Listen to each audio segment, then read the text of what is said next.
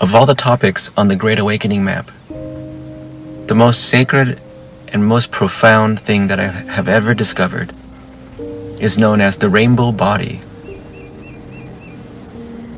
If you study Tibetan Buddhism, also known as Vajrayana Buddhism, you will come across a phenomena when a very high-level monk or yogi passes away. At the moment of death, their body doesn't die.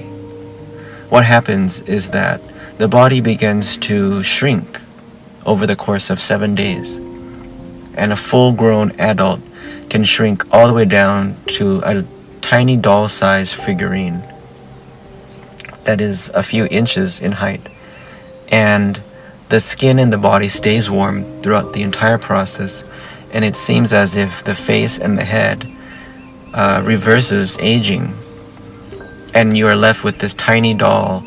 And for extreme cases, this figurine will disappear completely into thin air, leaving nothing behind except rainbow lights emanating through the room and out through the roof into the sky around the entire village.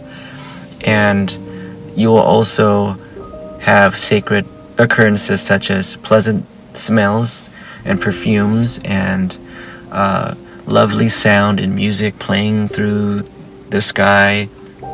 People will have psychic telepathic visions of the monk or the yogi who passed away. There's all kinds of miraculous things that are related to these events of the passing away of an enlightened monk and yogi. So this is known as a rainbow body because rainbows can be seen emitting from the body, spinning out of the body even. These are known as the 5 elements, the 5 colors.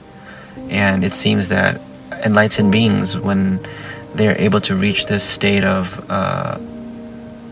pure awareness, when their consciousness travels on, the body dies, but their consciousness travels on to higher realms known as Pure Lands. And as the body is left behind, it's actually dissolving back into the pure elements of the 5 colors. So that is one of the reasons why rainbow lights can be seen, because this is an event where the enlightenment of a being has occurred, such as a Buddha.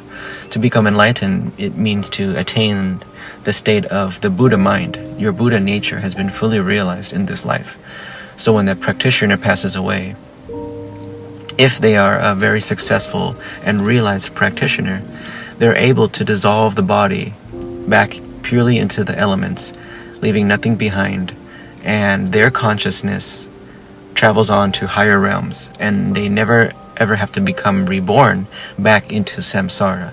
So they officially escape the matrix, they escape samsara, and their consciousness goes on to higher realms where they're able to emanate back down to samsara and help all beings, or if they so choose to wish, they can remain in the Pure Lands and teach the Dharma to all other beings, not only in the Pure Lands, but throughout the entire universe. And the meditation technique used to attain rainbow body is known as Dzogchen. Dzogchen is a Tibetan word that means natural great perfection, or the natural great completion of all the Buddhist teachings. All 84,000 teachings of the Buddha are completed within this highest teaching of Dzogchen. Studying and practicing Dzogchen, a practitioner can attain rainbow body at the moment of death if they have attained enlightenment within this lifetime. Attaining enlightenment means the ending of all one's suffering, the ending of all the afflictions within one's mind and body. So to practice Dzogchen, there are 2 techniques known as trekchö and tögal. These are 2 meditation practices where one becomes introduced to the non-dual nature of one's mind and consciousness. And Only through a qualified lama or yogi can one receive these kind of teachings. And what happens is that a yogi or a lama will transmit this teaching to you directly, face to face. And when you are able to receive this transmission, you are able to bring your mind into a state of realization known as rikpa. Rikpa means pure awareness. It's a non-dual state of awareness where your mind is perfectly at rest with no grasping or no aversion to reality. So there's no judgment, there's no labeling, there's no naming of any phenomena. So you are just purely observing everything as a Buddha. Pure infinite awareness, equanimous awareness. Pure equanimity of consciousness is the mind of a Buddha. It is perfectly at rest, perfectly at peace, and perfectly awake. That means it has awakened from the dream of reality, and during sleep, it's also awake during the dream. So dreaming becomes fully lucid, and one has never ever slept. And when one becomes awakened in this state of being, they are known as a Buddha. And a Buddha is able to have omniscient wisdom, and they're able to help all beings within this life and future lives. The rainbow body is one of the most sacred and profound things that you'll ever discover in this life. And the secret of our human potential has been hidden away from us for generations. And it's up to us to realize the true potential of who we are and what we're here to do and accomplish. And if everybody on earth knew that they were innate light bodies who have fully forgotten the true potential of what they can be in this life, I think there would be world peace. There would be world peace because everybody would be able to see a higher reason for living, and they would stop wasting all of the times on the pointless activities and distractions that have proliferated throughout all of our lives for generations of human history.